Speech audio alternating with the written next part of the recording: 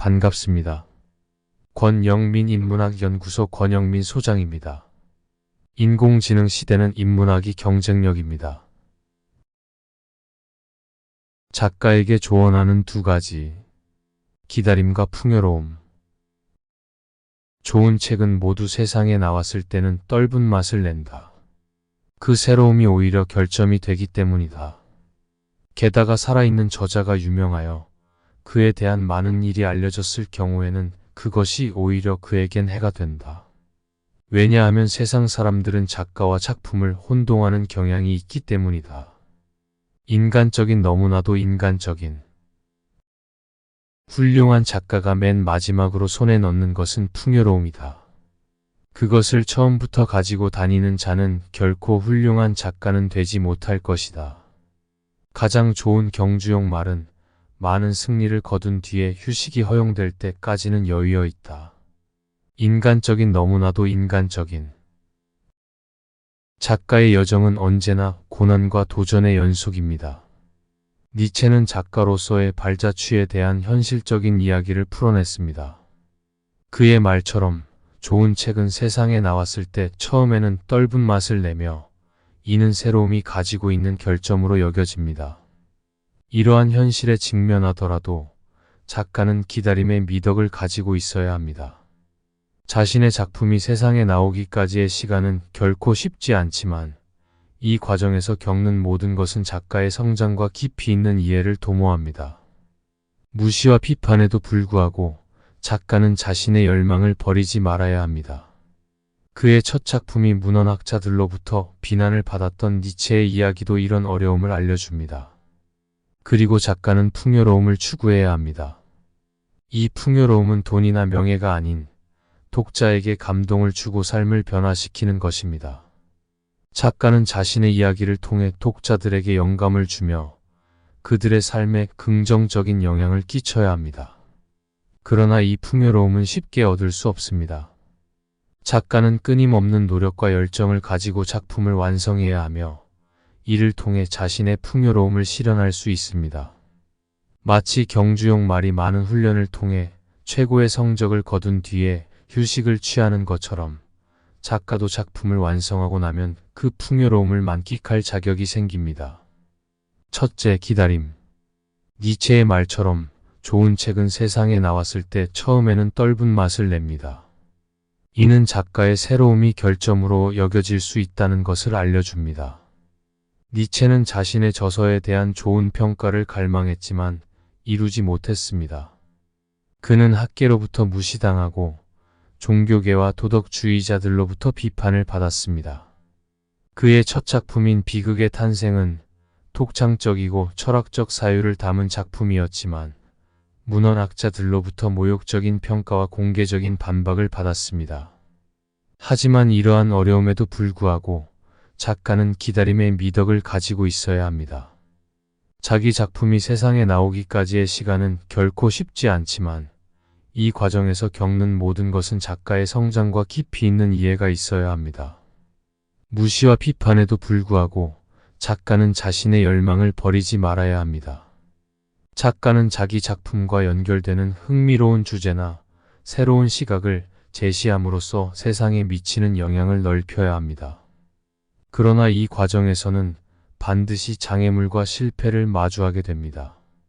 이러한 어려움을 이겨내기 위해서는 인내와 기다림의 미덕이 필요합니다. 그래야만 작가는 자신의 작품을 완성하고 세상에 선보일 수 있습니다. 또한 작가는 이 시기를 자신의 성장과 발전을 위한 기회로 여겨야 합니다. 비판을 통해 자신의 작품을 다시 생각하고 개선하는 기회를 찾게 됩니다. 무시당한 것을 자책하거나 좌절하는 대신 그것을 긍정적인 방향으로 활용할 수 있는 능력이 중요합니다. 기다림은 작가에게만 해당하는 것이 아닙니다. 독자들도 자신이 기다리는 작품을 만날 때까지 인내심을 가지고 기다려야 합니다. 이는 작가와 독자 간의 유대감을 형성하고 작가가 작품을 완성할 수 있는 시간과 공간을 제공합니다.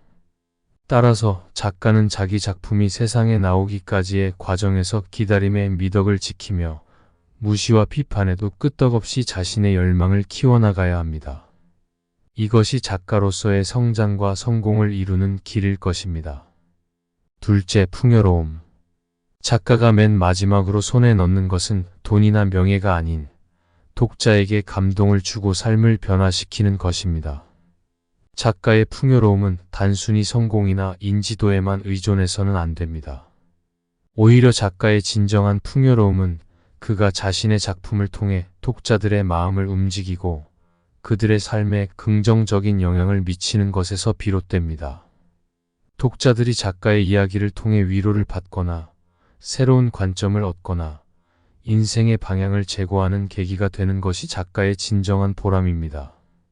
가장 좋은 경주용 말도 많은 훈련을 통해 뛰어난 성적을 거둘 수 있지만 많은 경기를 거치면서 힘과 체력이 소모되어 결국 여위어질 수밖에 없습니다.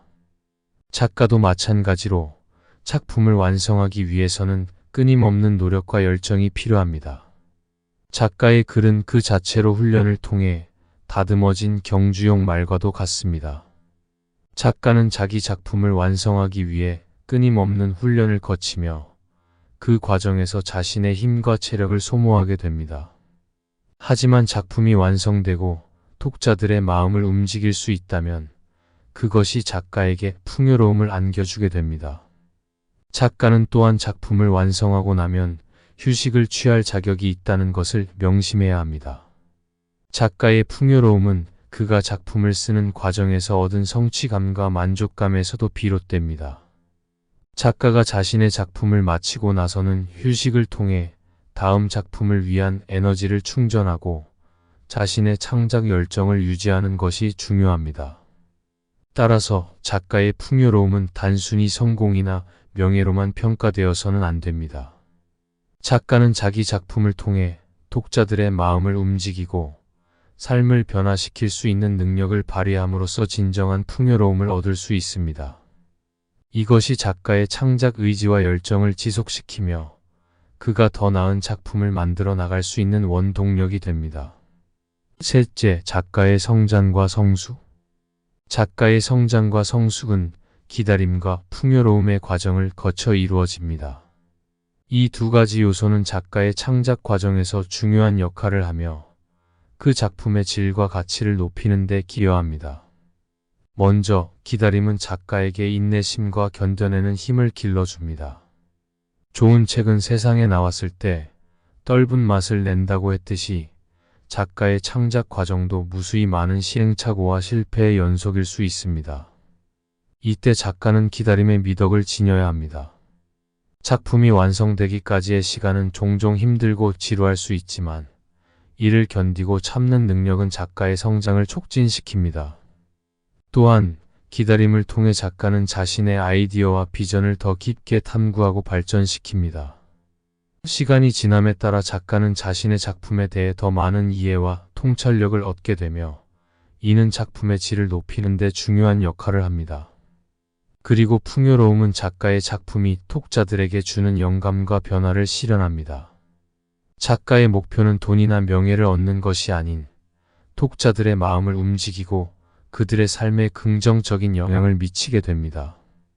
따라서 작가는 자기 작품을 통해 독자들에게 감동과 인사이트를 전달하기 위해 노력해야 합니다. 이를 위해서는 작가는 자기 경험과 감정을 섬세하게 표현하고 독자들의 관심과 공감을 얻을 수 있는 주제를 선택해야 합니다. 또한 작가는 자신의 작품에 대한 자신감과 열정을 가지고 있어야 합니다. 이를 통해 작가는 자신의 작품을 더욱 효과적으로 전달할 수 있으며 독자들에게 긍정적인 영향을 미칩니다. 결론적으로 작가에게 전하는 두 가지 조언인 기다림과 풍요로움은 작가의 창작 과정에서 중요한 원칙을 제시합니다. 기다림은 작가가 자기 작품이 세상에 나왔을 때 떫은 맛을 느낄 수 있는 시기라도 자신의 열망을 포기하지 말고 인내심을 가지고 창작 과정을 견디는 데에 필요한 자질입니다. 풍요로움은 작가가 돈이나 명예보다는 독자에게 감동을 주고 삶을 변화시키는 작품을 만들기 위해 노력해야 한다는 원칙을 강조합니다. 니체의 이 두 가지 조언은 작가의 성장과 발전을 위한 필수 지침이 됩니다. 작가는 자신의 작품에 대한 열정과 헌신을 유지하면서도 인내와 견뎌내는 힘을 가지고 독자들에게 감동을 전달하고 그들의 삶을 더욱 풍요롭게 만드는 작품을 만들어야 합니다. 작가가 이러한 원칙을 준수하면 그의 작품은 더욱 가치 있고 의미 있는 것으로 자리매김합니다. 이번 강의는 여기까지입니다. 이번 영상이 도움이 되셨다면 구독과 좋아요를 눌러주세요.